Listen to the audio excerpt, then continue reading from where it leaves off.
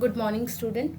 In previous lecture, we have studied difficulties in the measurement of high resistance, where we have seen different kind of difficulties for the measurement of high resistance. In that topic, we have seen one kind of difficulty, that is leakage effect. We can consider that leakage effect as a leakage current. So basically, for eliminating that leakage effect of current, we can consider guard circuit for the measurement of high resistance. So here in this lecture, we'll study the application of guard circuit for the measurement of high resistance. Some of the guard circuits are generally used to eliminate the error caused by leakage current over the insulation. Okay, now coming to the two circuits shown here. Here, this circuit is used for measurement of high resistance without using a guard wire, and this one is used with a guard wire. So in this figure, and like 3.14a, the high resistance, this one is mounted in a piece of insulating material and is measured by ammeter voltmeter method. Here's ammeter and here's a voltmeter. Here ammeter is like micro ampere, because the current flowing in this resistance, high resistance, will be like of very less quantity. So like this microammeters are used for while measuring the high resistance.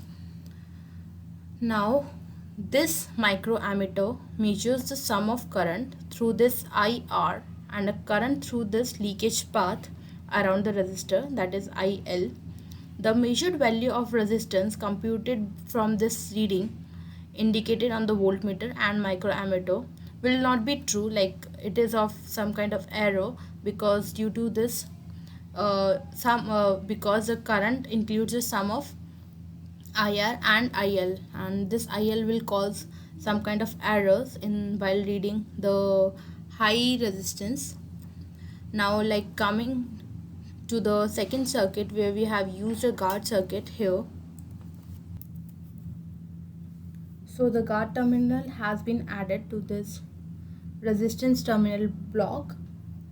The guard terminal surrounds the resistance terminal entirely here and is connected to the battery side of the microammeter here and to this point where resistance is connected.